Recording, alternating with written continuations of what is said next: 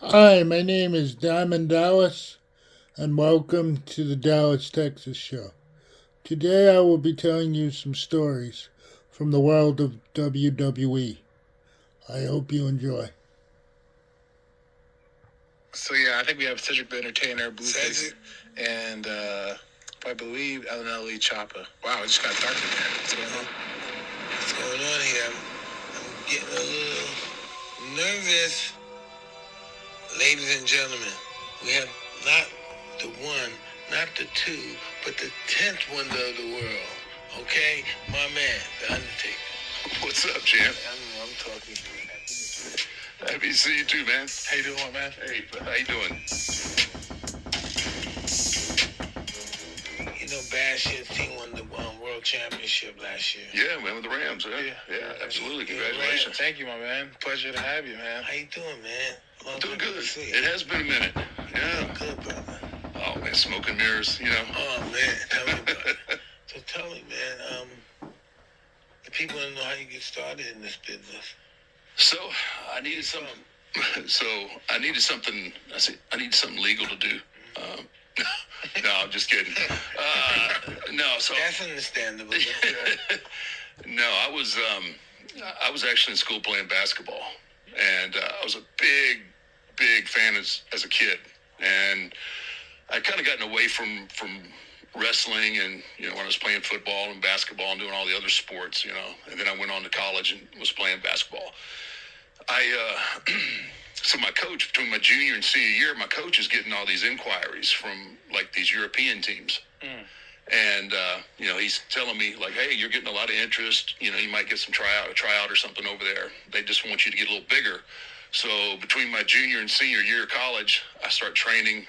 I was already weight training, but now I'm training to really get big. Because even at 6'8", 6'9", and 230, that's a big basketball player. Mm-hmm. But in the world of professional wrestling, I look like a giant walking stick. I mean, I was thin. How you put the weight on?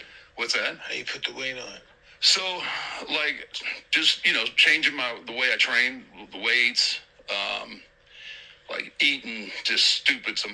That's all I did was train and eat, and just to the point where it was just like, I don't want to eat anymore, but you got to eat, and that's eat and rest, and that's what sumo wrestlers do, huh? Yeah. I wasn't looking for that sumo physique, but I sleep a lot. Yeah, they do, and I did, but I ended up showing up for my senior year of school. Now I'm 280 pounds. Wow. What did you do, man? My coach looked at me the first day when I got to school.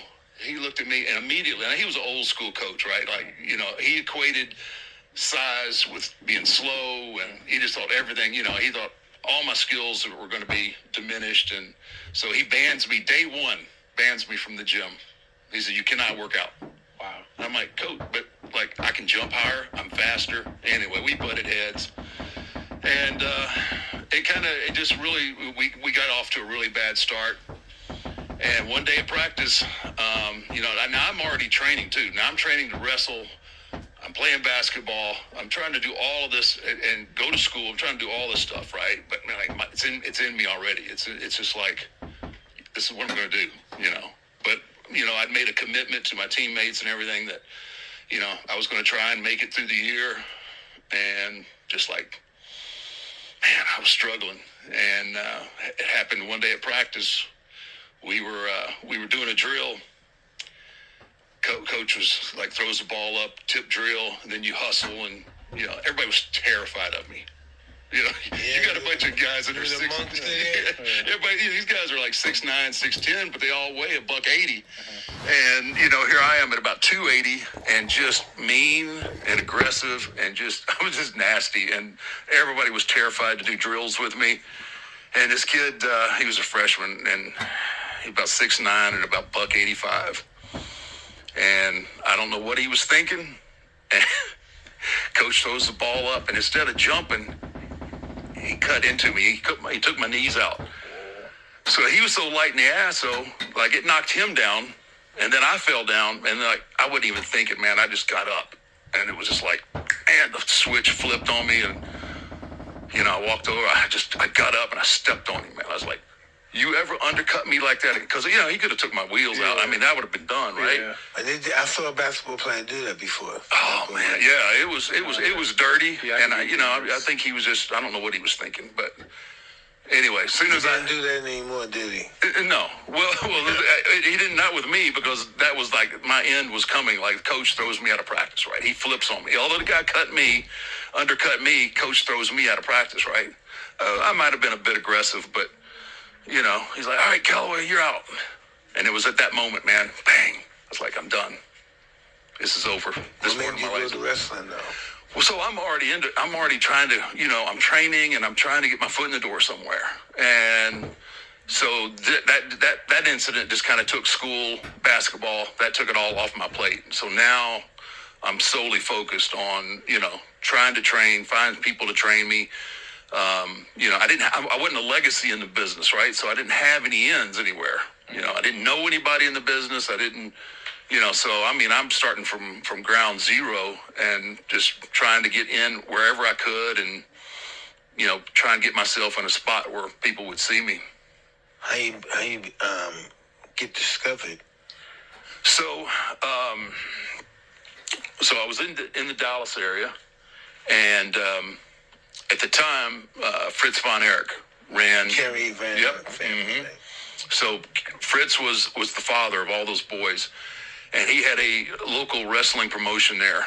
And I knew on Wednesday all the wrestlers and everybody would show up, like, to get their checks. And now we're going back. This is like 86, 87. So I was like, I'm going to show up. Somebody's going to see me, and they're going to be, so impressed with me that, they're going to give me a job. Mm-hmm. So I went every Wednesday for damn near 8 months. I went, and I'd sit down on a couch like this, right? And there was, the guys would come in this way, and like the guy that promoted and booked and did everything, his office was right here. And these guys, I'd catch them here. They'd walk by. I'd start to stand up, so, introduce myself. They'd never stop. They just kept walking. And I was like, holy, 8 months I did that. I didn't know or didn't have anything, I didn't know anything else to do, right? Mm-hmm. And I know it had to start here. To go anywhere else, it had to start here. So it's just like week after week after week. And I was about to just kind of give it up. Just like, well, this ain't working. I'm going to have to try something else. Mm-hmm. And one day Fritz walked in. Now here's the crazy part. So I'm a young kid. He had already lost one of his boys. He'd lost, let's see, which one was it now? It wasn't Kerry. It was David. No, not David. There's a ton of them. David Von Erich. David was... Kerry was the last one. Yeah, Kerry. Well, no, Kerry was the last one to die. I think it was David. And wasn't that strange? Oh my gosh, it's tragic, man. It's a tragic story. But he had lost David in Japan, and I just happened to resemble. I mean, He looked at me. He stopped. Fritz walks in and he stops and he's just staring at me, right? It ain't the normal kind of stare at somebody like, this kid's Is that news from somewhere? Exactly. He's looking at me. And then he turned around. He went to another guy's office. His name was Branko Lubitsch, and I could hear Fritz had this really deep, gravelly voice. And, he's like, who's that kid out there? And he's been coming here for weeks. He's trying to get booked. And then I heard him say it, and I was like, he goes, book him Friday night. He looks just like David. Wow. Came back out. You were bigger than David, though. Oh yeah, I was much bigger, but my hair and my face and everything, I looked like him.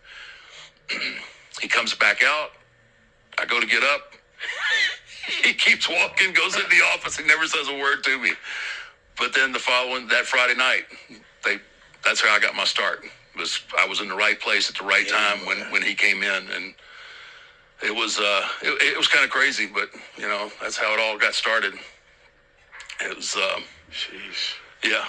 I think that speaks on your character too, your persistence, right? Because at that point, it's so easy to Yeah. throw in the towel, but you kept showing up. Yeah, I think that's kind of been one of the things that have helped me, because, there was a lot of obstacles and roadblocks in the way. Like I said, I didn't have anybody, to help me in the business. And, it was just like, I knew this is what I wanted to do, but I don't know how to, this is the only thing I can think of. And even that, I was getting at the end of it, and I was like, man, this isn't working either. I'm going to have to try and figure something out. And then, like I said, I was fortunate enough to put myself in the right situation. But, yeah. So then my first match, right, was with Bruiser Brody. Wow. Oh, oh my God. Showing a lot of hair. Oh, man. Man. Oh. Hey, listen. Didn't he die? Yeah, he was killed in Puerto Rico. Yeah, stabbed him. Yeah. Oh, wow. Yeah, it was. Yeah. That was. See, I know my wrestling. Yeah, you did. I know my wrestling. So I get there and I'm all excited, and they say, okay, you're going to work with Bruiser Brody, and I'm like, Brody, okay. So I'm a young man. I know that how the business works a little bit in the sense like, okay, just shut up, get in there and do what you got to do. It was strictly to get, Brody a win because he was getting ready to work with Abdullah the Butcher. And so anyway, Big old black guy with white shorts. Yeah, long yeah, shorts. they had a long history. Abdullah and Brody had a long history here and Japan and everywhere. So I know the score, know what's going to happen, and I get in the ring and I lose my freaking mind. Like, I'm standing there now. I'm 6'8" now, and by this time I'm 300 and something pounds, and I'm looking at Brody and I'm like, I'm bigger than he is. That was the worst thought that ever come to my mind, because I'm like, okay. Because you have, Brody was like this bigger than life character when you see him, and he's got that, like I said, you got the hair, and he's just, I'm bigger than this son. Okay. He looks good. And oh God, it was the worst, so we lock up in the ring, and, he's trying to help me. He's like, kid, relax, kid. Like, I'm like angle. You couldn't have moved me. I'm just locked on to him, right? He's like, all right, kid, relax, kid, relax. And I'm like, yeah. So I back him up into it. Because I'm a mushroom. I push him back into a corner, right? And we're kind of, we're kind of just kind of hand checking each other, and like I go to shove him off, and somehow or another, like. And I meant to hit him in the chest, but somehow, because our hands are up, I hit him in the face. And man, his whole demeanor just changes on me, and I'm like, okay. So I go, anyway, so we're in the match again, and I lock up with him, and I'm going to try and throw him off, and he turns that around, and out of nowhere, he come up with that big furry boot of his, kicked me in the head. I'm like, holy shit. I'm in a whole different world right now. Now it was time for me to get one of my first lessons in don't fuck with the old guys, because they don't play. Because before they used to do it for real. Yeah. Oh well. Yeah. I mean, yeah. To a degree, it was a lot. It was a lot rougher. And stuff. Yeah, it was a lot rougher back then, and guys didn't. Especially with I'm a greenhorn, right? They don't want anybody trying to make a name on themselves. When I was a little kid, I used to remember Vern Gagnon, Bruno Sammartino. Oh yeah, those are my guys. Yeah. Victor Rivera.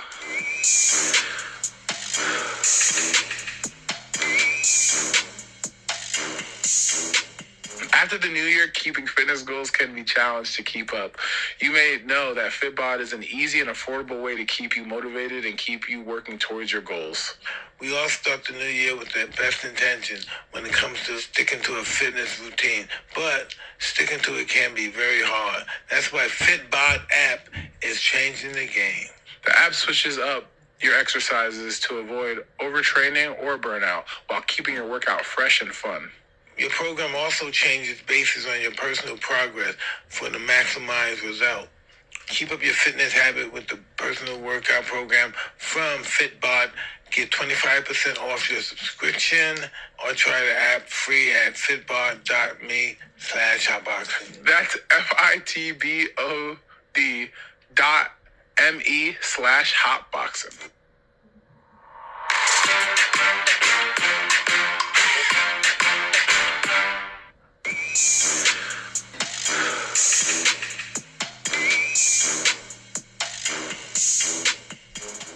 wrestling's come a long way, man. Oh, amazing. I learned a valuable lesson on my very first match.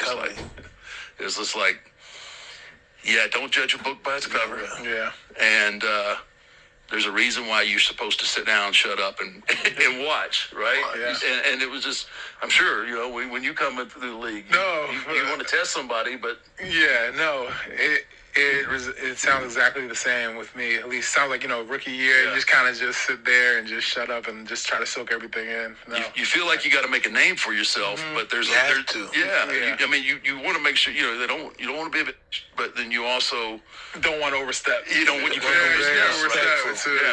those guys are there for a reason and been there for a reason, and that was Some of those guys are bitter. yeah. Oh yeah. They see you making all this money. They were getting their brains kicked out. It was more physical back then. They were getting peanuts. Yeah. In fact, they, you know, shortly thereafter, you know, they were trying to ship me off somewhere else to a different territory.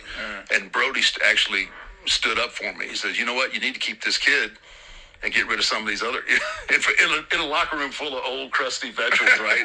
And he says that, and I'm thinking to myself, I'm like, well, that's kind of cool that Brody just stood up for me, but he's about to walk out of this room, and I got to look at all these old dudes that are like, you know, screw this kid, man. Who do you think he is? Some of them gave you a chance. Oh, yeah.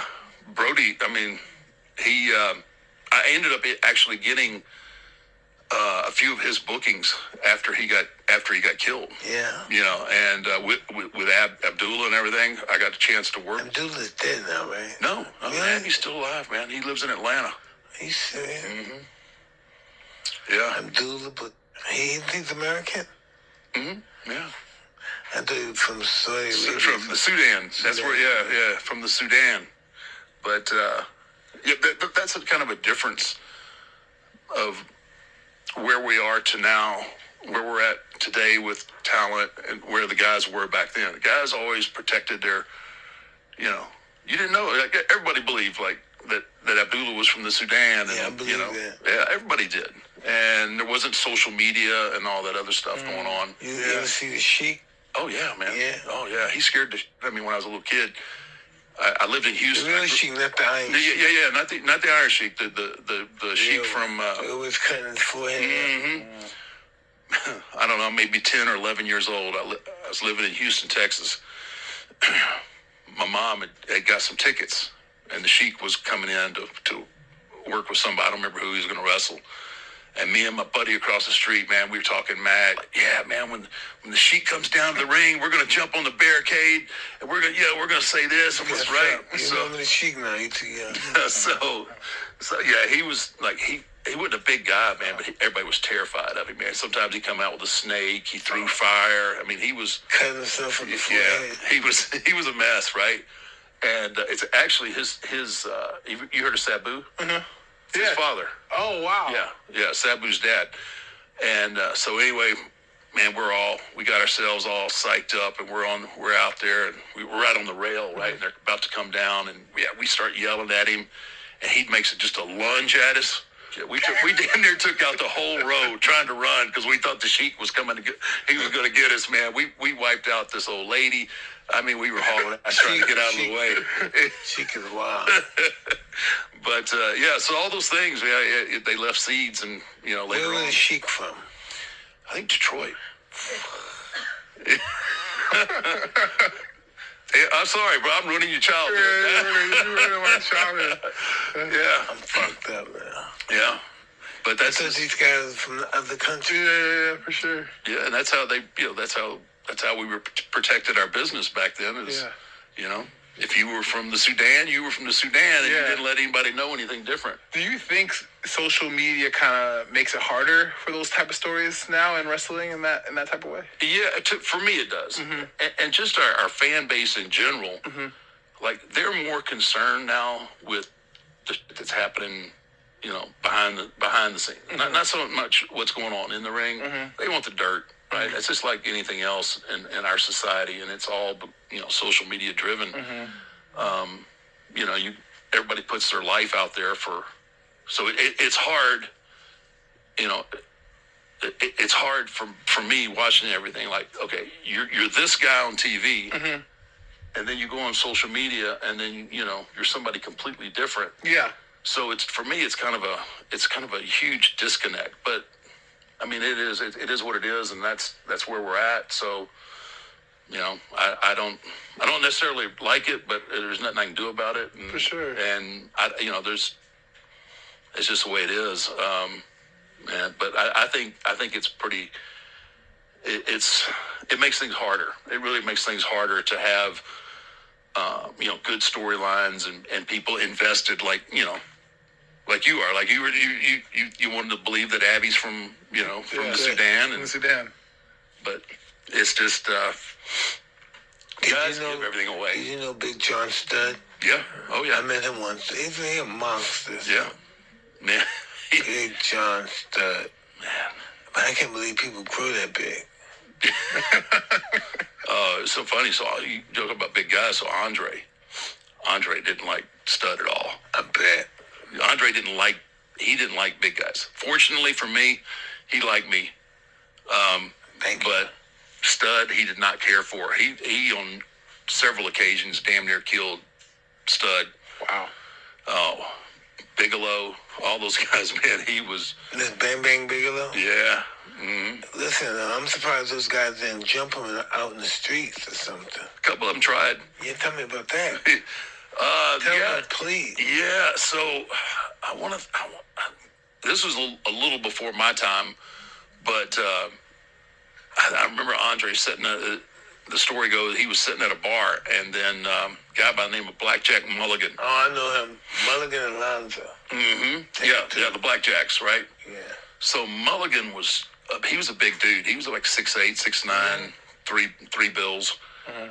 And just a hair trigger, man. I mean, he would snap just like that. Those guys were different than the guys, but these guys know now, I'm going to go this money. Those guys didn't give, they didn't get paid too much. No, and then there was always the, everybody had to keep their, I don't know, what do you call it now? Your street cred. Like, if you're a tough guy, you had to be a tough guy, right? Anyway, so Mulligan evidently goes up to Andre. Andre's sitting at the bar drinking and just hauls off and sucker punches him. Wham! And he had somebody with him. I don't remember who was with him, but Andre ended up beating the both of them. Mm-hmm. Like beating the crap out of them. And that was no easy task. Yeah, and Lonzo, I don't know those guys. Oh yeah, they were bad. I remember them as a kid. But Andre, if he could be alone if he wanted to. Like, everybody called him the boss, right? And he was. And if he didn't like you, you just need to stay away from him because he's so big, That's so what I'm strong. saying with Donald Trump when they had a fight. Yeah. I mean, Andre I watched this story and he died alone, Yeah. Yeah, his story's kind of sad, man. He couldn't sit in any chair. He's just too big. Yeah. Really? He never stopped growing. Yeah, he had that, I think it was called acromegaly. Yeah. Acromegaly, It's called strongman disease. People are born strong. You never listen to it. It's born strong. You don't gotta go to the gym. It's a freak thing. It's crazy. Do you think that's from too much testosterone going with? No, I think it's I think it starts in the pituitary gland. Mm-hmm. That the pituitary gland never stops growing, and so so his organs, everything, just always continued to grow, and then couple that with his drinking. I mean, that man, he could put it away. How many steaks did he eat? How many steaks at one time? He ate a lot, but it wasn't so much what he ate as more so what he drank. Man. I mean, he could. That's sugar. He drank a lot, man, and the guys that hung out with him, his handler and everything like that. Bless his heart, he was a little dude, and he had to sit and drink with Andre all night long. And the stories he had, man, like there's one time Andre passed out. Andre passed out in the hotel lobby, and they couldn't do anything with him. I mean, you can't pick up. 7'2", like 500 pounds. Oh, he's 500 pounds. Yeah, I mean, in sleep. That's huge, man. So they just brought out some linen, some blankets, and covered him up in the lobby until he decided to wake up. And I was on here's a good Andre story. I was on a plane, and we were on a red eye coming out of L.A. headed back to Dallas. How was that ride with him? The seats and stuff. So think about Andre. So Andre always sat in first class, right? Had to. And so that spot, the overhead above his seat, that was Andre's. Like, if you got on the plane before Andre and you put your in that spot, it ain't gonna stay there. It ain't gonna stay there for long. And this guy come, I'd already boarded the plane. And I'm sitting there, and I see the guy come in, puts his bag. I don't think anything about it. Puts his bag up there, and then he wasn't even sitting in first, right? He was like 2 rows back after first class. And then here comes Andre, right? So Andre carried the Halliburton suitcase, metal suitcase. He sets it down in his chair. He opens the bin. He looks in there, and he looks this way. He looks that way, and nobody's claiming it. So Andre just takes the bag out and doesn't set it down. He just kind of takes it and drops it right in the middle of the aisle. He takes his bag, sticks it in there, boom, and he sets down. So I'm laughing to myself. I'm like, he just took that bag and he don't give a damn, right? So then I'm sitting there, and I'm kind of just laughing about it. And then I see this guy that put the bag up there crawling. He's crawling up the aisle. And he's reaching up to grab because he don't want Andre to see him, right? So he's trying to grab this bag and scoot it back down and crawl back. And I was laughing. The guy finally got it, and I went, "Hey, boss." He turned around. That guy was like looking at me like, "Why you want to do me like that, dude?" He do everybody like that? He just didn't give up? No, he was a good dude. Andre was a really good dude. He just, he believed certain things, and he believed if that was his seat, that was his spot, and, he was going to move it. But that's just the way he was. And if you weren't business and you didn't take care of the business and you didn't, Andre don't care. He didn't care. Like, you could drink, do whatever you want, but when it comes time to go to work, it's time to work. Fucking go to work, right? No excuses, no, you know what, I was out too late. Business was business. And that was kind of the way he approached it. How many guys you saw fight? You ever see Ultimate Warrior get into a fight with somebody? No. I wrestled Warrior quite a bit when I first came up. And, I don't think he would have been able. Warrior was so high strung. Oh. Like, he would get there. That's why everybody loved him. Yeah. But he'd always run down the ring full speed and bouncing around. But the thing was, after he did that, he was gassed. Yeah. Oh, he's blown up, dude. He couldn't hardly breathe. Yeah. And I used to. I thought he was on drugs. I ain't seen no guy like that before. He was ripped. Oh yeah, he was. I mean, he was really. His physique was kind of ahead of the times. I'm not talking about steroids. He was doing some other kind of. Yeah, he was right. He was medicated. I'm pretty sure. That, you ain't going. That's not no. And the barley this year is going to be a further 7 shillings a ton. You say it has to be a man runs it. And what did you say?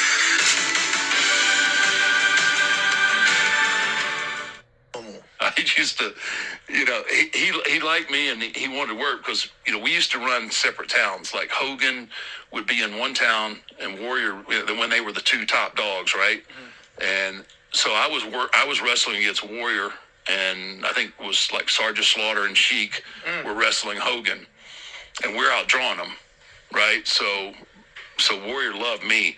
But every once in a while, I got to have fun somewhere, right? So, like I said, he'd come down the ring, he'd shake the ring, shake the ropes, and he's like, he can't breathe, So, especially my character early on, like, you can hit on me, bang, boom, boom, boom. I didn't still, right? I'm Michael Myers. I'm walking through everybody. Mm-hmm. And every once in a while, I'd want to mess with him. And, man, Jim would go through all of his stuff, and he'd hit me. I'd just keep coming, right? He could hardly breathe. And finally, he'd like, "Mark, come on. Are you going to sell anything tonight?" Like, I was like, "All right, Jim, all right, come on, let's do this." And he couldn't get it out. He was so out of breath that. Hulk told me he didn't like being in the ring for a long time. That's the reason. Yeah. He said, let's close this something. He used the term, in wrestling term, let's close, let's get it over. He said, no. You're gonna hold me in the headlock for at least 5 minutes. Then I'm gonna slam you a couple of times. Then you're gonna throw me to the roof, and then I'm gonna pin you. That's what happened. Yeah. He wasn't gonna let him finish it, because that's what Hulk Hogan said. He wanted to finish it right away. Oh yeah, yeah. He was good for about 10 minutes, and then then you didn't know what you were going to get because he couldn't. In shape. He's turning purple, and so there was a little oxygen depletion going on there. The lights, it's so hot on the stage. Just he was so big and strong, but so much exertion. Yeah, I mean he's a lot of our. I was there when you're in the meetings talking, and somebody's talking in the center. He sits by himself. Oh yeah. Yeah. See, that's what they told me. He was so funny, man. So he ended up changing his name, right, to Warrior. And so this is the early '90s, right, when a lot of people were taking like denim and airbrushing them. Mm-hmm. So he wanted to write everything he owned off, right? So he would have this denim, and then he'd have it completely airbrushed. Like he's got his picture all over it. It's Warrior down this, Warrior across the back. I mean, he was just like a walking billboard for himself. And we'd be sitting in an airport early in the morning, like we traveled. Back then we'd be out on the road, sometimes 20, 25 days in a row. Mm-hmm. And that's a different city every day. Yeah. So you're sitting in an airport at 6 in the morning. Nobody wants to be at the airport at 6 o'clock in the morning. You're grumpy. Everybody's tired. And people come by and they know you. Yeah. Well, I know it's you. But then when you have it written all over your body as well, right? You like me, I've got my hat pulled down, my sunglasses on. I'm in a corner somewhere just trying to be, I'm trying to blend in. But here he's like a beacon of light that just says, yes, I'm the Warrior. Yeah. And I'll never forget this little kid coming up to him. And so he's like, Mr. Warrior, can I have your autograph? And he just goes completely and he was like, leave me the fuck alone. I'm like, holy, this little kid's like, he's terrified, right? And then the mom comes and gets the kid and walks off. I'm like, I go over and I'm like, Jim, you can't do that. You can't. I go, that little bastard, It's like, Even though I have my name written all over me. You're a walking advertisement to say, come fuck with me. Yeah. Come mess with me. To his credit, no, he chilled out, later on. But I mean, he was a little high strung back then, and That's what I heard nobody talked to him like. Well, he didn't like anybody really. They didn't like him. Yeah, he liked Kerry. He liked Kerry Von Erich, and he liked me for whatever reason. I think because we made money together, but. It was he was always a really interesting dude, man. He was, and that's again back there that era, everybody was looking out for number one. Yeah, you ever met Billy Graham? I met Billy Graham once. Yeah, he was a little before my time, but yeah, I used to look at him. Yeah, he was another guy that was ahead of his time, man. He had badass. Yeah, he had the physique, the body, blonde hair, and more important than the body, man. He could cut that. Man, he could talk right. He had a great promo, and that's how you get. Remember people the Valiant brothers? Jimmy, Jimmy Valiant, Johnny, handsome Jimmy, and Listen Johnny. They're my team. Yeah, man. Yeah. Listen, I got them packed down. Look at me, baby. I'm beautiful. Listen, I'm luscious Johnny, baby. Look at me, handsome Jimmy. Look at my hair, beautiful blonde hair, baby. And he's talking about.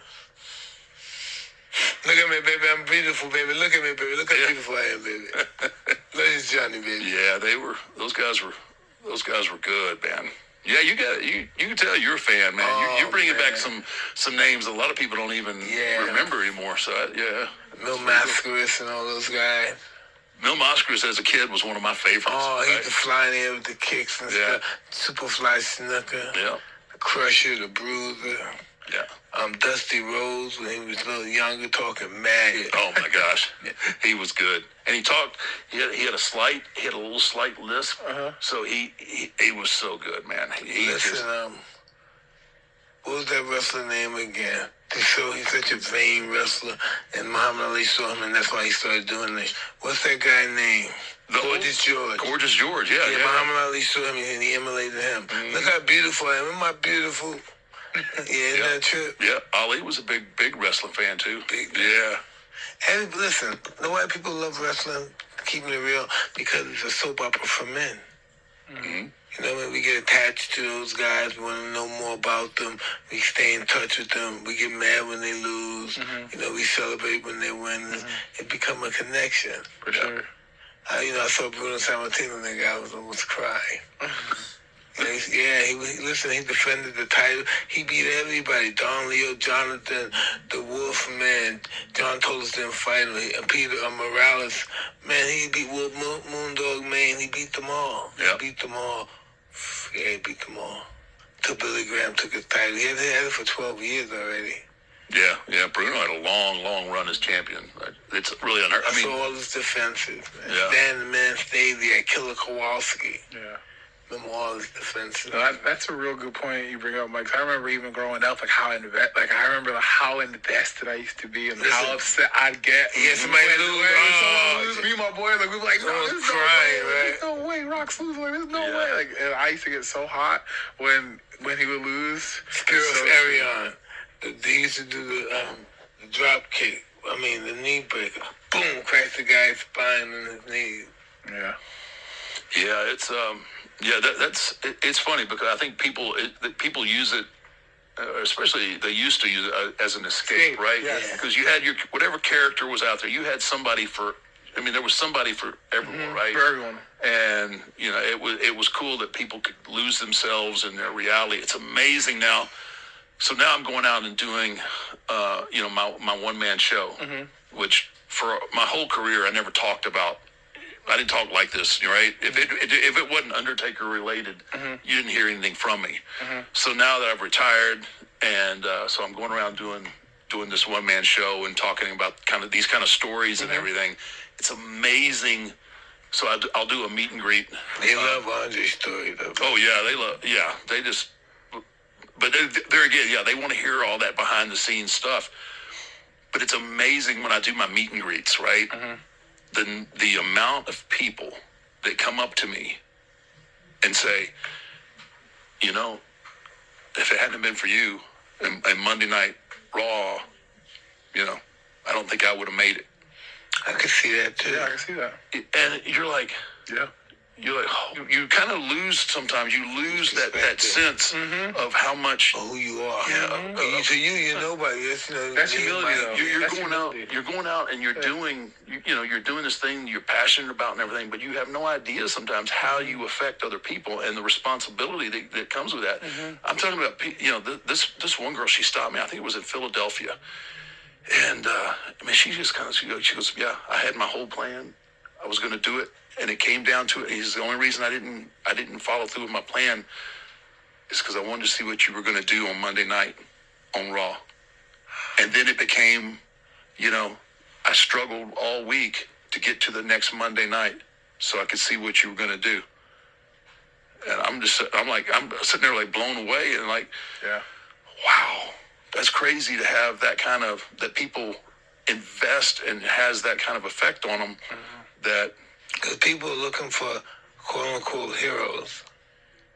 People look for that. When I was a young fighter, I used to go to the older fighter, kiss their hand, you need me to do anything for you.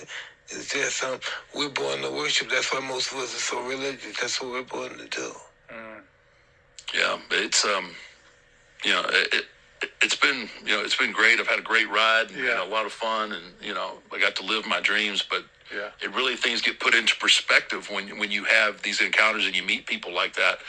It's like, wow, I didn't, I was just going out doing my thing, and trust me, you don't know that you have that kind of effect on people. It's really humbling, and it gives you a different perspective on your life and what you do. It crushes your ego. I mean, this is like, I know. Yeah, it's crazy, man. But I need to get some. I need to get some pointers from you on that one-man show, though, brother. Oh man, listen, my wife right there. Well, she's over there. She wrote it for me. Did you really? I watched this guy named Chaz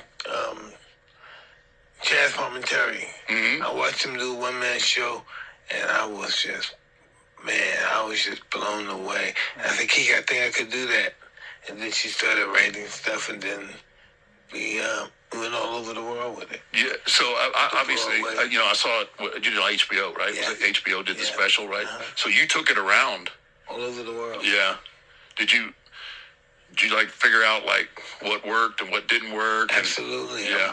Most of the stuff worked, but it was just when we first started, like 2.5 hours. Mm-hmm. We shut it all down to like 50 minutes. Wow, It that's was a lot long. of material to So get we get through. stuck with those explosive stuff for people to stand on their feet. Yeah. Yeah. Before we were just doing a roller coaster, they put you down and they come and go, oh, there she comes down, they're crying. Yeah. And No, they're it laughing. was. I mean, it was really good. Because I'm trying to get mine. I've done about 8 of my shows now, and I was like, well, shit, it just dawned on me even before this came up. I was Listen, like, the first time I did it, and I was saying, hey, I don't know who my father is. And I'm just trying to explain, hey, this is my life. Right. And they all started laughing. The whole place. And so I run back to my wife. I said, baby, what's going on? Why are they laughing? She said, just go out there. Just keep on doing it. Because I wanted it to be gritty and tough and hard. It came out to be a comedy. It came out to be a comedy. I wanted to be like hard-headed, he was grinding in the streets, avoiding getting killed. And they turned out to be a joke. I'm talking some hard stuff. I grew up alone without a family. Mother alcoholic, all that stuff. They just died. I don't know who my father is.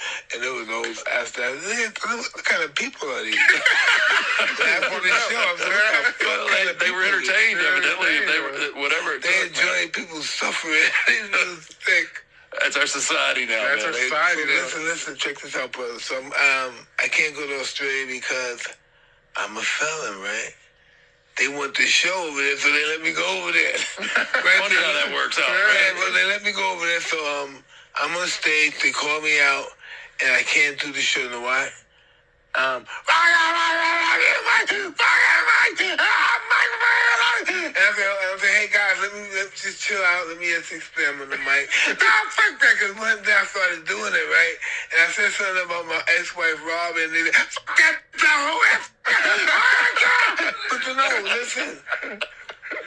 I don't know, there's a couple of thousands of people in there, right? It's a big stadium, and it's elevated Stage. stage. Yeah.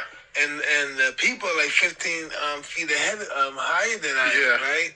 Maybe more, but I'm doing this, I'm talking, and they won't let me talk. The next thing you know, you see this guy with these funky clothes. They're cool, right? He said, hey, Mike, how you like my clothes?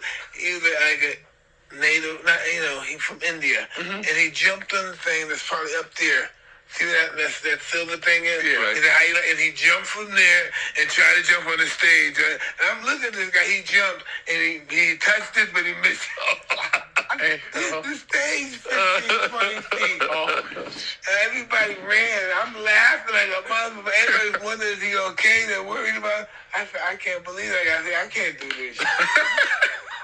I can't. Hope that gives you confidence. That's good. I can't go to Australia. They're going nuts. New Zealand, too. These people are crazy, man. Yeah. If they down with you, man, they gonna beat you. England, too, they stay at your door all night. Stay at your hotel all night. Never go home. I did a show in Cardiff in the UK. Oh, Cardiff, isn't that crazy? They're out of their minds. These guys are middle class guys. They don't got too much money there, and these guys are slick as grease. Man, Yeah, shit, them English mother. You better watch them. I was as entertained by them as I think they were by me. Every time that I would say something, every time that I would say something That's your that they good liked, bloke. they would turn into a chant, right? So I'm telling a story, what this particular story, this girl back in the day, like she was all in on my Creatures of the Night, and she comes up to me and she had tattooed on her left breast my face. I can see that too. Right? And it was a large tattoo. Let's go that way. Anyway, so she shows it to me, and I'm telling this story, right? Yeah. And then it's like, it's Taker's tattooed titty girl. So this whole auditorium starts chanting that back at me, and I couldn't help but laugh. Like I made me forget everything that I was going to say, because they were everything that they felt like was entertaining or amusing. They just chanted it right back to me. I mean, that show went way off the rails, and it was one of the best shows that we've done. But man, alive. You ever get nervous? Too many people? No, it's different because I'm given a different side of what I did for 30 years. Like, I was in Texas Stadium, over 100,000 people there. I don't bat an eye because I was being the Undertaker, right? Now, Mark Calloway, if I had to give a speech in front of what we got here, like 10 people, I'd be nervous having to be myself. So I've had to learn how to do that. Like when I'm on stage too, I never think of myself as being. I'm playing that's so Mike real. Tyson. Because if I really, my personality, I come out as Mike Tyson, I might start crying, get emotional about the thing. That's why I always I'm always somebody just portraying Mike Tyson. Yeah, it was crazy. Like I had this huge fear of being myself in front of people. Like early on, I had people offer me all these speaking engagements, and I was like, that's really good money, but no, I don't think so. Listen, you have to understand. That's what they told me. It comes with the job. Yeah. Talking to people, loving people comes with the job. Yeah. Once I got that correct, I said, I understand. It's coming with the job. Yeah. They made you who you were. Yeah, it's gotten easier. I mean, it's gotten easier being me, but it's just like, it goes against everything that I did for all those years. I protected everything, and then now everything's out there. So it's just like, I'm getting, I'm starting to get much more comfortable with it. But hey, it's not normal. It's hard to be. It's not, even though it comes with, it's just not normal. You can't become you. You get angry. They don't know if your mother just died. They don't know if you lost somebody. They don't know if you went bankrupt. Give me a picture. Yep, they don't care. Never consider your humanity. How you feeling today? Yeah. And you only got to be off once, and then you're a jerk, right? Yeah. Right? No one knows what's going on. You on. can even go to excuse me right now. My mother died. I just can't do it. He was an athlete. He could have signed it and came went on and thought about his mother. They don't give a fuck. Hell, I've had people ask me for autographs at funerals. That's crazy. Like, right? But people don't get. They have no chill. Yeah, that's facts. People don't. I was at a funeral. Somebody on my wife's side of the family. And the pastor is like giving this eulogy, and during the course of now I'm sitting in this big church. It's got to be 150 people in there, and he uses me as a as a kind of a joke, and I'm looking at my wife, and I'm like, tell me he didn't just say that. Right, and I'm just like, I'm sitting in this pew, and I just want to start sinking down, because I know everybody's looking at me. I'm like, oh, you gotta be kidding me! Why would you do that? Yeah. And I think my wife ended up chewing him out over that. But I was just like, man. Yeah. But aren't you like Andre in some perspective when people see this? Fuck. Oh yeah, people walking there.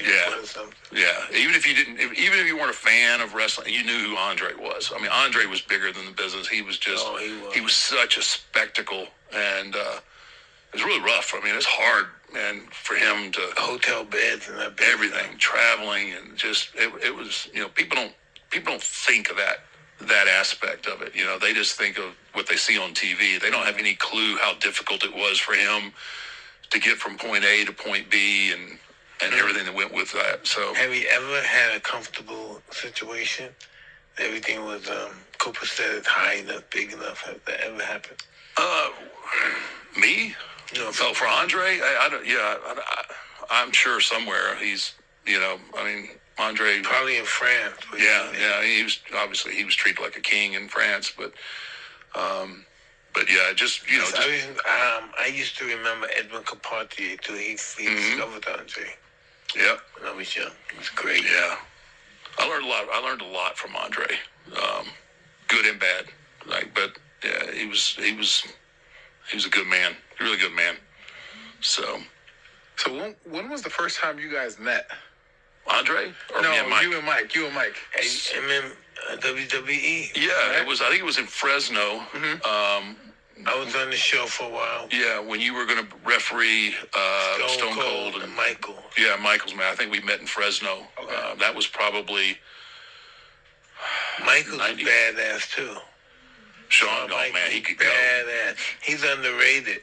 Oh man, he's in wrestling. He's underrated. I tell people he's probably one of the people that I've worked with, my favorite people to be in the ring with. He's bad.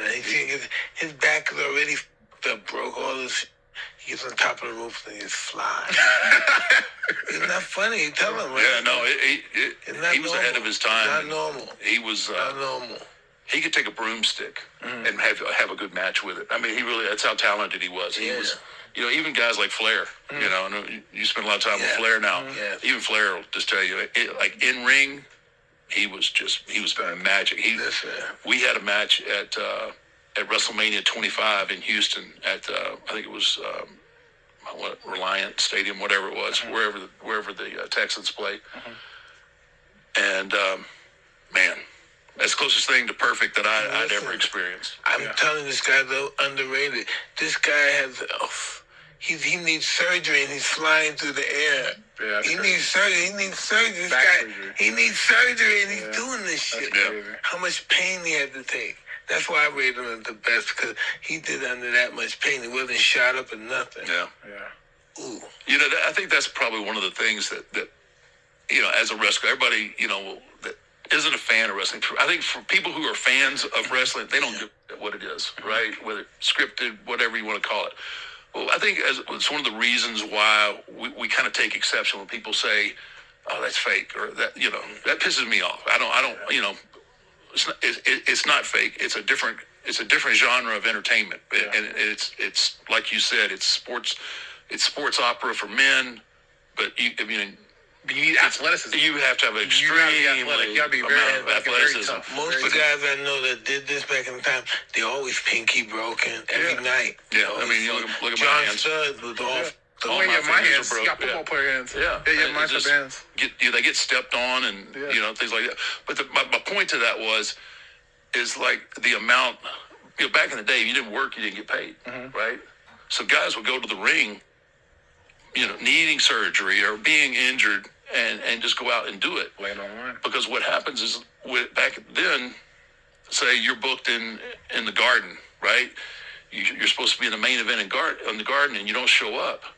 It's not going to affect that crowd because everybody's bought their ticket. But the next time, they're going to think before they go and buy their tickets, like, oh well, the last time he didn't show up. Do we want to risk this and not be able to see that? So guys would end up working, and just I think my point to all of it is guys don't get enough credit for how tough, not tough in the sense whether they're a good fighter or but the amount of pain that guys in this industry take and perform at a high level is really off the charts. And can't be like nobody like Shawn Michaels, like I. Yeah, I mean you just can't go. I mean this is not natural. He didn't have surgery. He needed surgery. That's what I can't. He didn't have it. He wouldn't have surgery. Now he's flying through there, Stone Cold throwing him out the ring, and man, I just what a person.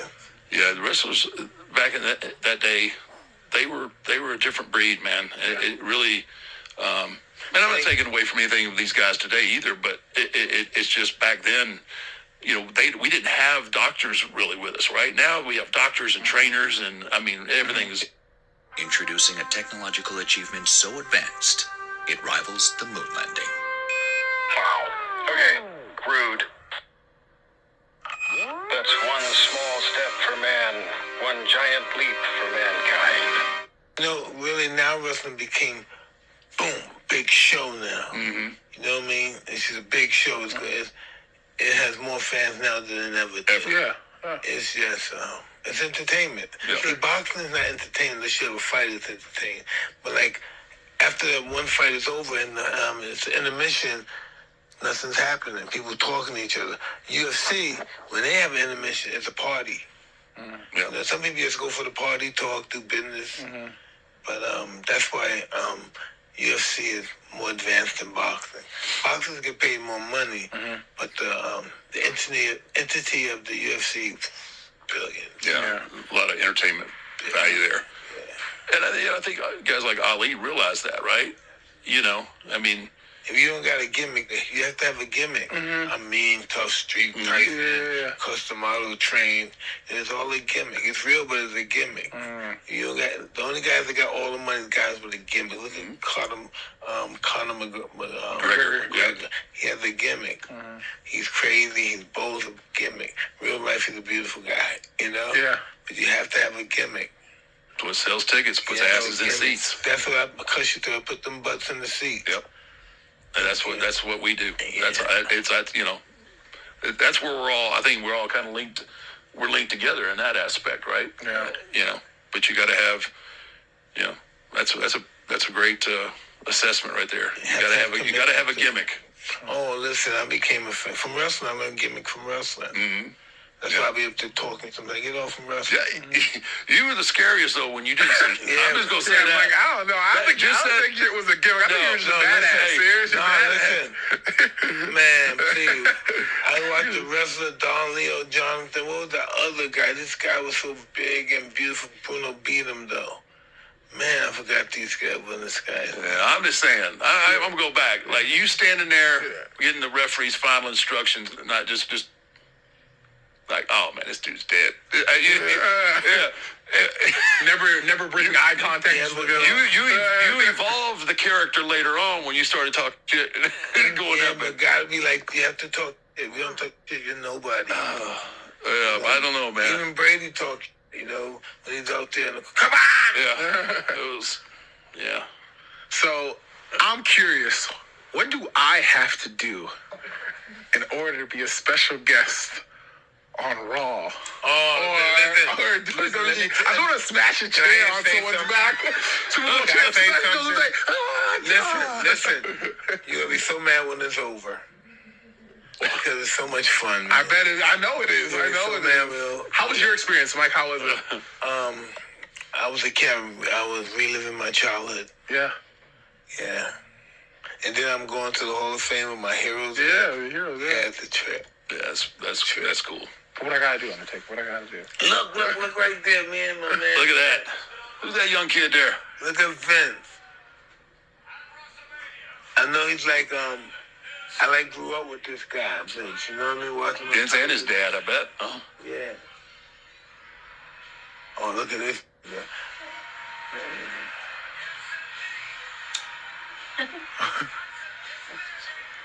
I told him he was in the same hotel me. I held this nigga big and strong.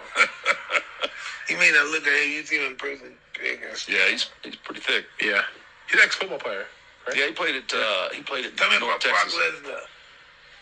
Another dude, freaky athlete, man. Dude, don't give two shits either.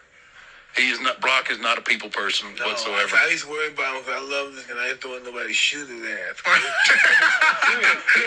Listen, he got to be careful. He be people in it.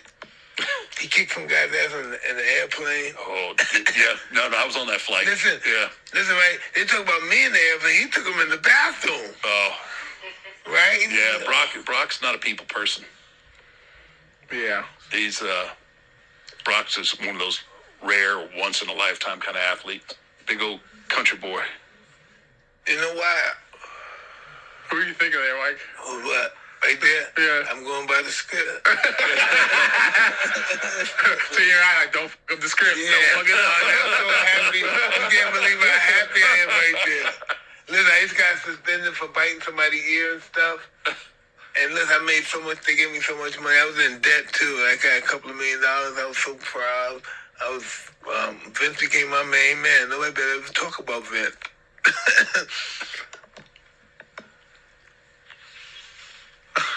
But yeah, so what do I gotta do, man? How do I train? How long is the training regimen? Let's milk that football. Let's get everything we can get out of that first. Tony Khan and those guys. Mm-hmm. Yeah, these guys wouldn't put me on the show and stuff before. But I don't care if they got more money. If Vince put me on the show, I'd rather go there even though they pay more money. No, I don't blame you there. It's going to get much more play. WWE's going to do it right. Mm-hmm. Yeah. They had got a couple of $1 billion, didn't they? Yeah. The company just had a huge valuation. Ooh, I love this guy. That's what you're thinking, right? It's like everybody's thinking, he's going to hit Austin. Yeah. Mike's just having fun, right? Yeah. I love this guy. This is the best time in our industry right here. This is like everything's sold out. Mm-hmm. Business is just off the charts. Mm-hmm. And then getting a crossover like this with Mike was really huge. Yeah. I needed them so bad then too. Oh, bankrupt. It all worked out perfectly. Yes, it really it did did. for both sides. We broke all the records too. Yeah. We beat those other guys. It was who was it? Hulk Hogan when they had the for new team. WCW. Yeah, the other guy, Razor Ramon, and those guys. Mm-hmm. We kicked their ass. Yeah, things really started taking off, after this. Awesome, man. This is beautiful. This is so beautiful. I call home and say, you saw me, right? You saw me in the wrestling? So I think the first couple things you need is just come to the events, get seen on camera. Yeah. Just get seen on camera. Yeah. And then once football's over with, then you can, you work your way in there pretty easily. Listen, man, I just want to be a special guest. That's it. Special guest. Now you want a name, right? Huh? You want a name, it wouldn't be a character. Yeah, I want to be like, I hype man for someone, and then jump in the ring, just break a chair on someone's back.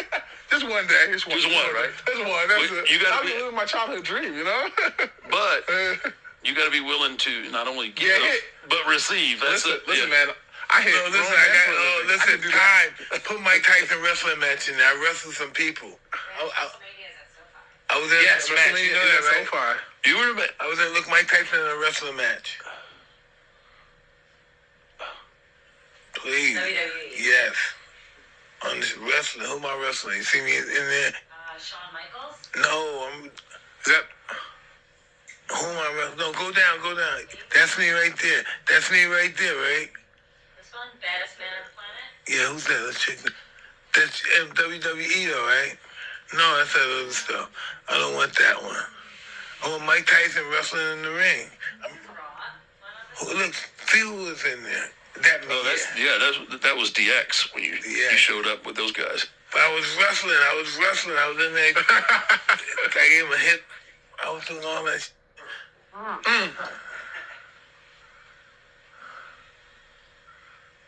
No, I had Replay. Bam. Ooh. put Mike Tyson in a tag team match. I was on there wrestling, giving him the hits. And everything. I think I pinned somebody.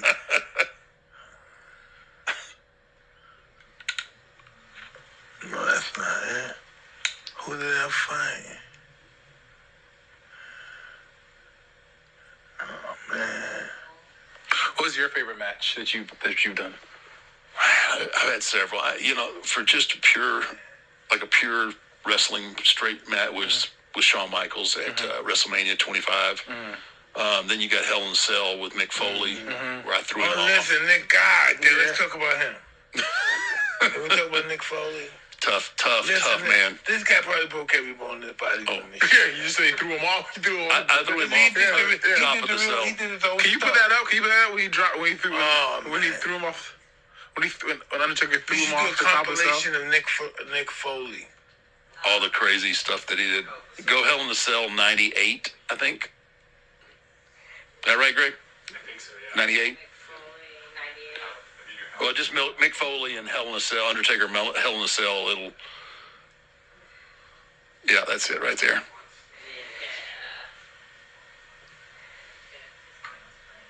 Just kind of speed it up a little bit. How long's the recovery process after doing a match? I tell you what, after this, town next day, the next day.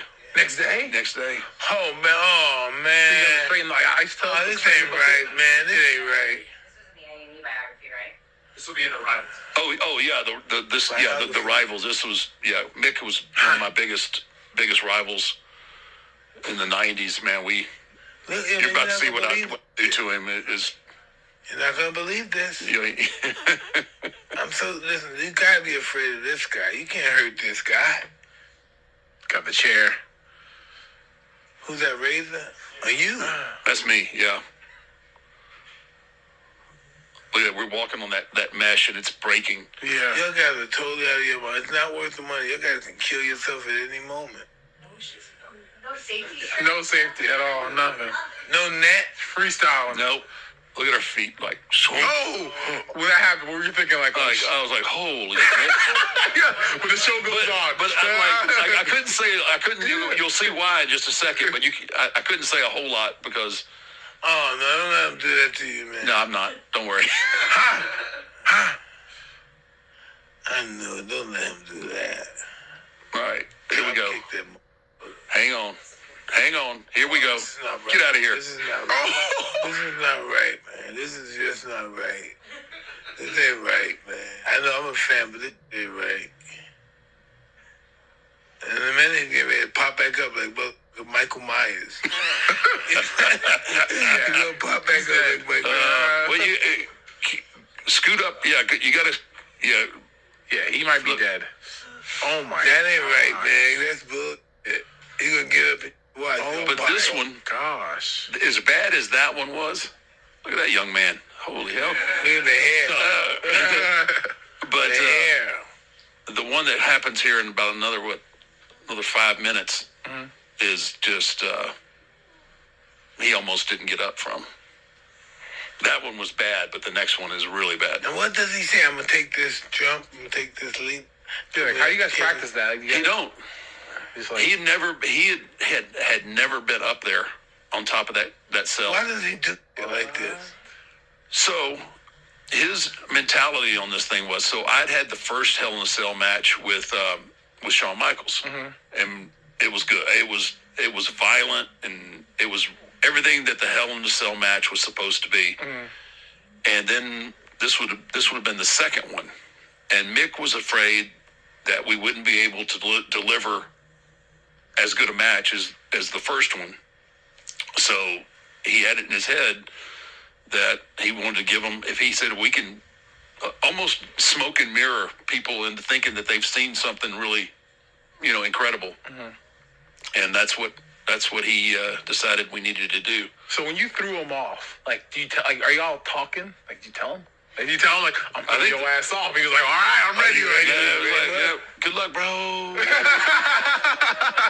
like in that moment, like, there's no thinking because you're just going, right? Yeah, You're just going. I tell people this. This Did he is. tell you throw me over? Don't be. I knew I was throwing him over. When I got over to the edge, I was like, I hope he hits that table, because that concrete's going to be a. And Man. All that concrete, I forgot all about that. yeah, that's crazy, man. What do you think when you do this? Dead? When I seen him move, I was like, okay, all right, he's in good shape. In just a second, like a little bit, like 5 minutes later in this match, we get back up on this. After I throw him down, he climbs back up. We continue fighting, and Over here. He's coming back up. just That's after. I've already thrown him off once, That's amazing. and he climbs back up. I know it's broken. He needs to go to the hospital, right? No, he's about to. He broke his back. He's about to really need the hospital here, and just. He needs them now. What do you mean he's gonna really need them? He can't need them not any more than he needs them now. You cut his head off. It's the same right now. So Look at this guy, man. this is nuts. That's why he got so much respect. Oh, man. Oh, we're in slow motion. I was like, damn, I'm slow. Yeah, I you're didn't slow realize we were in slow Ah. motion there. Gotta capture the moment. Big moment. Yeah, you need to see this though in actual speed. You're piecing his ass Watch up. this. This is Oh, nasty. No, not Stone, dude. Oh! Now he's out. Oh, yeah, he's dead. He's out right now. I'm looking down, and honestly, in my eyes, I'm looking down at a dead guy. Why would he do That wasn't supposed to happen. The first one wasn't supposed to happen. That one.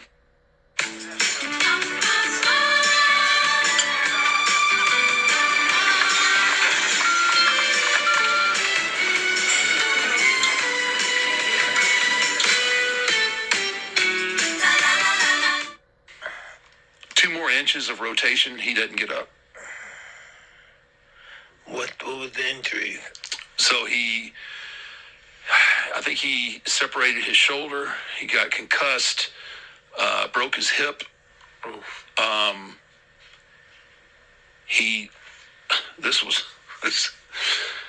I guess this is our morbid sense of humor. So we continue. He gets up from this. Again, he gets up. And we start fighting again. And I'm so distracted. This is kind of gross. Like he's got something in his nostril.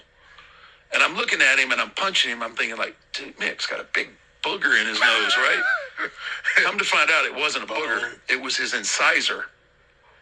When he hit, his tooth went through his lip and lodged in his nose. Oh, It's crazy. You got to go back and when you have more time and look at this.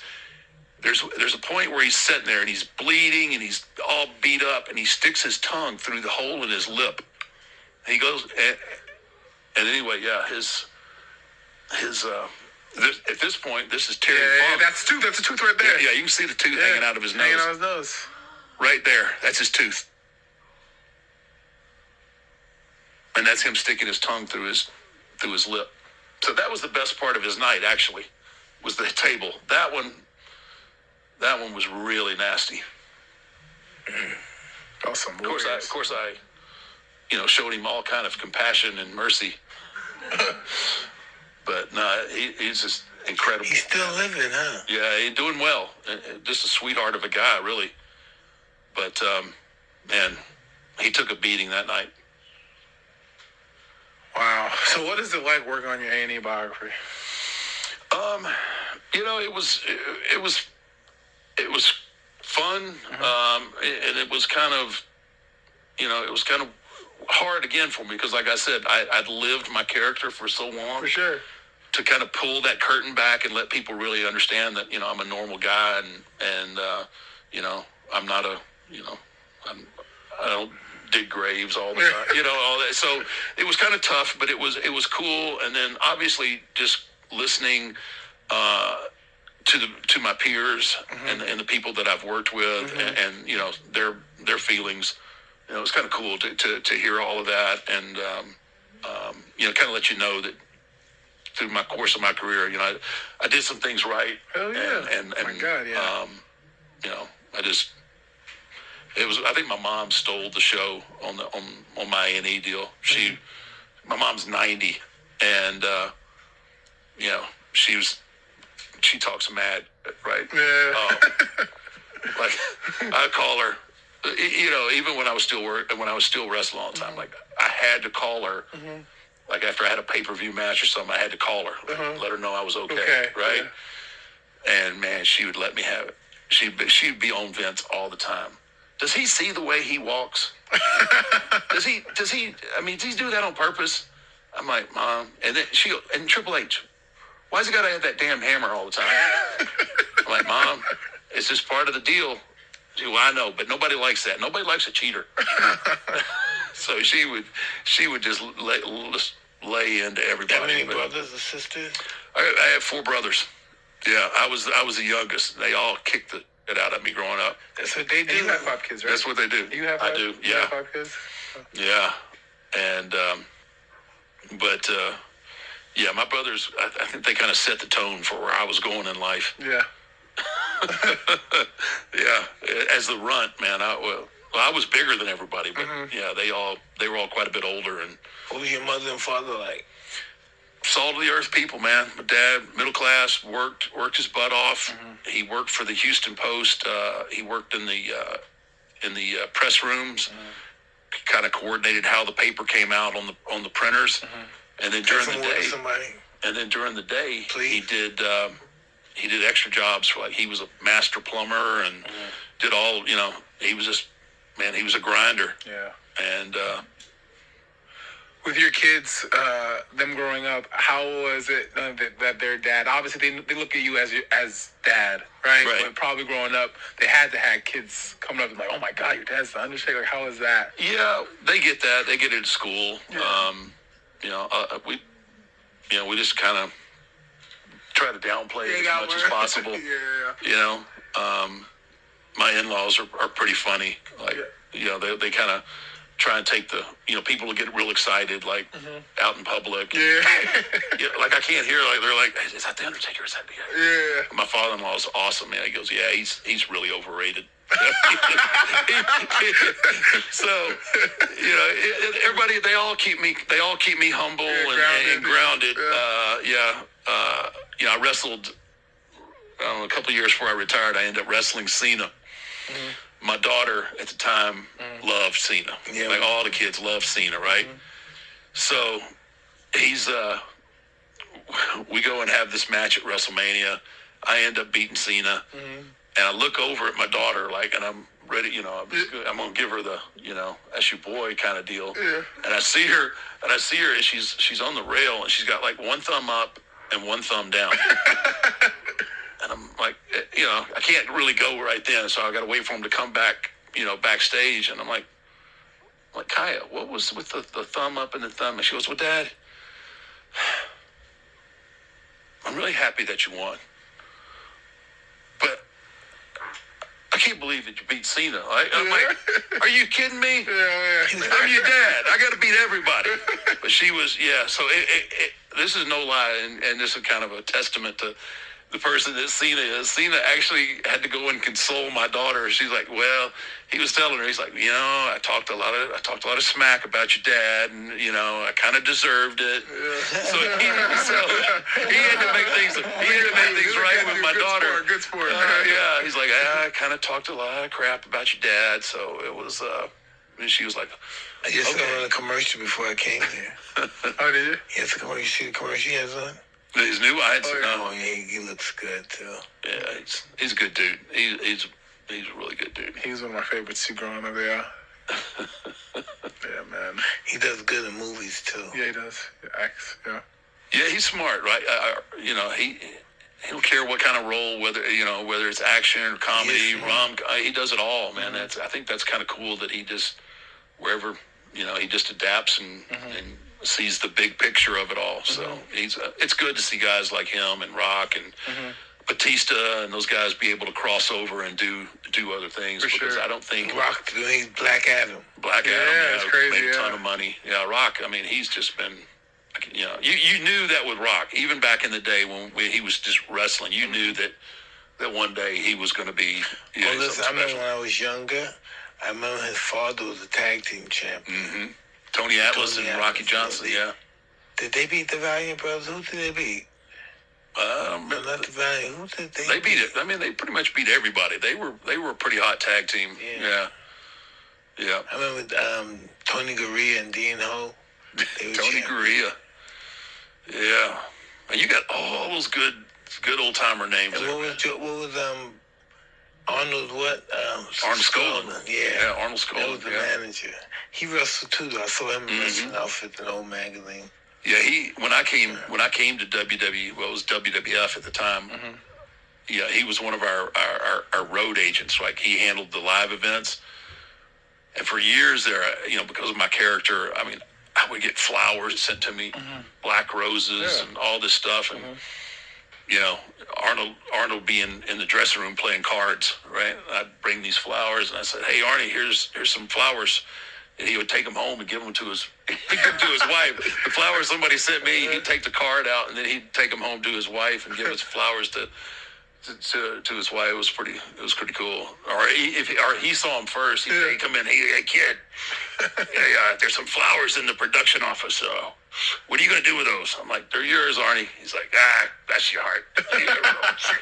He always had that stogie in his mouth. But I remember Bruno Sammartino was going to fight John the Maniac Tollers, but it never happened. They pulled out. Yeah. I was a fan of Tollers, too. Tollers was a good heel. He has a brother named Chris, too. I didn't know that. I didn't know, Chris and John. Yeah, John was a good heel. He was a good bad guy. Yeah, good bad guy. And I've been trying to think. I'm trying to think of your character, man. Oh, no. Oh, you got it? You got Taking the African. I don't know. Shaka Zulu. Yeah. Oh, no. You talking about guys I like growing up? Well, no, I'm thinking. Someone Now you got me thinking. Like Yeah. you want to. At some point, you may want to cross over. You want to do something. Now I got to start thinking creatively. Yeah. Unless you would be the smiling killer. Yeah. Oh, yeah. Babyface assassin. Babyface assassin. Yeah. Definitely. You gotta have a gimmick, man. Gotta have a gimmick. Gotta have something. For sure. Remember the pimp guy? One guy was the pimp. Which Godfather? Yeah, Godfather. Oh man, that's one of my best friends. Yeah, the guy. He's from Vegas. Yeah, we've been friends I for. think he worked in a strip club or something. He used to. Yeah, he's in the strip club all the time. That's what I saw. Yeah. We've been friends for 30 plus years, man. We met. This is a good story. We met in the ring in Tennessee This is 1988, I think. And I was in Texas. I just finished up in the Texas territory. We used to work in territories. We didn't have the big mass, production like WWE or WCW. We had little territories that we all went to. And so I just finished up in Texas, and I go back to Tennessee. And so I drove, and I got there just in time to get dressed and then go to the ring. So I go to the ring, and who's there waiting on me is the Godfather. His name at the time was the Soul Taker. Now, he's 6'5" and 330. Yeah. Black guy, all tatted up. Yeah. And I'm looking, right, and we hadn't had a chance to talk. We ain't met. We're in the ring, and I'm looking at him, and he's looking at me. And I'm thinking, oh, boy, here we go. Yeah. And he's thinking the same thing, like, oh, man, here's another big white boy. I'm going to have to, Yeah. And so we're kind of sizing each other up and not even, And little did I know, it was just like his third match. Yeah. Wow. It was his third match. And, man, so we lock up, and I'm like, oh, this dude's strong. And he ends up taking me and shooting me across from one corner to the next. And I hit so hard, like the top rope snaps off. It's a big mother. Right? So I'm thinking, oh, and here he comes. Like, he's coming back to get me, throw me back to the other side, right? And, like, I'm trying to put on the brakes, like, whoa, big fella, whoa. And he's just hammering me, man. Wham, wham, wham. I'm like, holy crap. Hey, throw me out of the ring. Yeah. So he throws me out of the ring, right? I'm just trying to get my bearings back because he's laying into my ass, and I'm like, holy crap, what am I going to do with this guy? So I'm out on the ring, and I'm walking around, and I walk around one ring post, and I see it. There's a chair, and I grab this chair, and I'm like, well, this is either going to make us or break us right here. Yeah. And he comes walking around the turnbuckle, man, and I just swung that chair as hard as I could, and I knocked it out of him, right? And he's looking up, he's like kind of looking at me, and I'm like, bro, I said, we can do this the easy way, or we can do this the hard way. Yeah. I said, I would much rather do this the easy way. And he goes, me too. Especially after you got hit with that chair. Yeah, right. And from that point forward, we've been the best of friends, and man, we've been through so much together. He just had his hip replaced, and he's got to get his knees done. But yeah, he's a really good dude. Remember the guy Slick? Oh yeah, Slick. Yeah, Slick. He was kind of the first of that character, and then the Godfather came out, and he upgraded the whole thing. Yeah, big time. Yeah, so it was so much fun. But yeah, he's still in Vegas. The Godfather is. But man alive, the trouble we got into.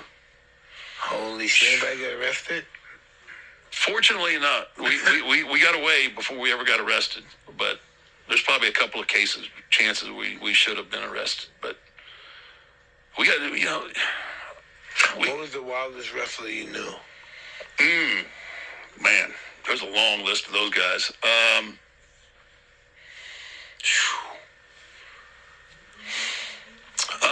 Road Warrior Hawk was up there. Oh, two big guys, right? Yeah. Hawk and what's the other guy? Animal. Yeah. They both passed since, but Hawk he didn't get, Hawk had some demons, and sweetheart of a guy, but just didn't give a shit, Dan Spivey. I don't know if you remember Dan Spivey. He was another guy, man. He was just, Dan was a bad dude, man. He used to, big white guy, 6'9", used to run up some Del Mabry in Tampa. Run what? Yeah. Prostitutes. Really? Yeah. He they called him Big Dollar Dan, the left-hand man. Ain't nobody in Tampa mess with Danny, man. That's nasty work. No, hey, let me tell you something. Left-hand So you know who the Road Warriors are, right? Yeah. All right. You know what they look, big, jacked up dude. Yeah, with the face paint. So me and Danny, I was his partner, and we wrestled. We were wrestling the Road Warriors, and we'd been wrestling in several, and they've been beating us, and we're trying to build up for this pay-per-view. This is when we were in WCW. We're trying to build up this pay-per-view, and I'm green. I'm a kid in the business. I don't say nothing. I just kind of do whatever Danny says. I go and I do. So we get to the dressing room. It was in Corpus Christi, Texas. And he goes, hey, tonight, just follow me. Follow my lead, watch my back. I'm like, okay, what's up? He goes, don't worry about it. Just follow my lead, watch my back. We're gonna get some heat with the Road Warriors tonight. I'm like, okay. I got nothing. I don't have any idea what he's talking about. Anyway, we have this match. I don't know, a DQ or something like that. And Danny gets a chair. And he starts beating these two dudes like they owed him money. And I am just like, oh man, we're about to fight the Road Warriors. We're about to fight them in the dressing room for real, right? And I'm like, oh man, here we go. And so he beats the crap out of both of them. They leave them both laying in the ring, and we go back to the dressing room. It's an old kind of civic auditorium kind of deal. I had to walk upstairs, and we're sitting down, and I'm looking at Danny. Danny's just as calm as he could be. He's getting undressed, and I'm sitting there. I'm like, oh, man, we're about to fight, right? Danny looks down. He's like, Mark, he says, will you get dressed, man? We got to drive. We had to drive to Houston from Corpus Christi. And I'm like, no. I said, I'm not gonna get caught, in my underwear naked having to fight the Road Warriors. I'm going to be dressed and ready to go. Yeah. He goes, what are you talking about? He goes, like, ain't nobody going to fight anybody. And I'm like, yeah, okay. Yeah, you keep telling yourself that, Danny. I said, I'm not going to get caught, kind of in between here. So he's like, man, ain't nothing going to happen, right? And now I can hear them. They're coming up the stairs. And I'm like, oh, boy, here we go. So I'm kind of positioning. I'm sitting on this bench, and I'm kind of getting myself, like, so I can spring, right? So I can, like, I'm going to get off before one of them gets to me. So I'm standing there, right? And these guys come up around the corner, and I'm looking at them, and they just completely walk past me and go right to Danny. And oh, Danny, that was awesome, man. Thank you for... thank you for that. That was great what you did, right? And I'm just sitting here like, yeah, that's crazy. What the hell's going on here, right? And then they kind of walk past me again, like, hey, kid, good job, kid. And I'm like, what the hell did I just miss? And then I look back down at Danny, right? And Danny just kind of gives me this little shy, it gives me the wink, right? Then somebody comes up to me and kind of gives me the background on Danny, right? Danny, You'll appreciate this. Danny beat the living shit out of Adrian Adonis. Yeah. Right in the middle of the ring. Danny had come up the first time to WWF, and Adrian Adonis was messing with him. Danny knocked him out. Wham! Right in the ring. Boom! Out. And then they woke him up, and then he tried to fight him again in the dressing room, knocked him out again. Danny was a bad man. He was a bad man. What happened to him? He still lives in Tampa. Good. Yeah, but he was one of those guys, like, business would get rough or he'd just go home and, like, screw it, man, I'm done. And then he'd just wait. But yeah, he was a Big Dollar Dan, the left hand man. Big Dollar Dan. Yeah, he's a good dude, man. Pimpin' Dan. The things you learn, man. There's some characters come out of this business. We come bearing gifts, though, Undertaker. Some good gifts. Oh, we got gifts? Great gifts, yes. And they will kill you. They will kill me? Oh, that's good. They won't kill you, but they'll make you stronger.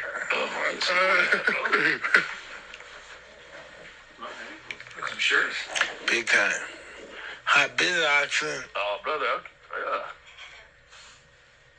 Right on, man. You can get this stuff at Hotbox and Dot Store. Check it out.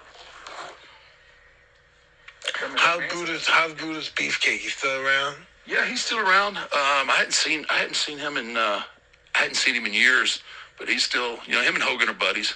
Yeah. Hogan look out for him, right? I think so. Yeah. But until you put me out, I'm gonna put the suplex plan. You hear me, brother? That kind of seemed to have a little bit of Macho Man in that too. Yeah, a little bit of Macho Man. I love Randy Savage. Yeah, he's another one, man. He brother. He's one of the most imitated guys ever. Was Randy. Brother and Elizabeth. Oh yeah, Elizabeth. Who's the finest woman wrestler you think? My wife. She wrestled? Yeah. Where at? She wrestled for WWE. Really? What's her name? Michelle McCool. Okay, cool. Yeah. What about So I did that. Yeah, like it. That's our man, yeah. right there. On television, you got so Smooth many- as silk, baby. There was zero hesitation in Zero that answer. hesitation. Whoa. And all the You didn't facts. do this. No. No thinking, nothing. First, second, third are all Yes, my sir. wife. I'm learning things. Listen, the whole world is looking at you, right? What do you want them to know? What I want them to know, man, I just want them to know how thankful that I am for all my fans for all these years that stayed with the Undertaker, and I hope that you guys continue the journey with me as I do this one-man show. You think you know some things about the Undertaker. There's going to be a lot of things that people find out that they're going to be shocked, and the things that were going on behind the scenes that they're not going to believe. They're hearing what they're hearing, and I think come out if you get a chance to go. It's called the One Dead Man Show. We're going to be in Montreal coming up in March 24th, my birthday. I'm going to be in Vegas. Pisces? No, Aries. Aries. I'm March 21st, so I'm Aries. Yeah, so I'm going to do a show on my birthday in Vegas, and then we head to LA for WrestleMania. SoFi, baby. SoFi. I mean, it's going to be They want to nuts. know how they can get in touch with you. How to get in touch with me? You Like go- social. Yeah. Oh yeah. Oh my. IG. Yeah. At Undertaker on IG, Twitter. You got a 50-50 chance of actually being me, but I'm a dinosaur. Anytime I try to post things on my own, I kind of screw it up. Oh, I never did that in my life. Yeah, it's not my game, but I know it's kind of important. So either somebody from WWE or usually my wife will handle that for me. I think the first thing I tried to post a picture early on, when I first started, and I took this picture, I cut my head off, and posted it. It's still on my IG. I just like that. That's awesome. It is. I like it. Yeah. So, but it is. That's where we're at in this day and age. So I guess I got to play the game. Yeah. But Really? man, hey, I really enjoyed this, man. Well, there you have it. It's always nice talking to people that are fans about what we do, and obviously I'm a huge fan of yours, and continued success. Get you another ring, Appreciate you, my man. and then we'll work on your Definitely. your crossover. You Definitely, know Haystacks Calhoun? Haystacks, man, Mountain big Man haystack. Mike? Mm-hmm. You're just a plethora of That was my life. wrestling. Time. Yeah, all those WWF, right? Yeah. WWF. Yeah. Another episode of Hot Boxing finished. I'd like to thank my guests. Please, thank you very much. Undertaker. And Bash. Mike Tyson, we out. We out here.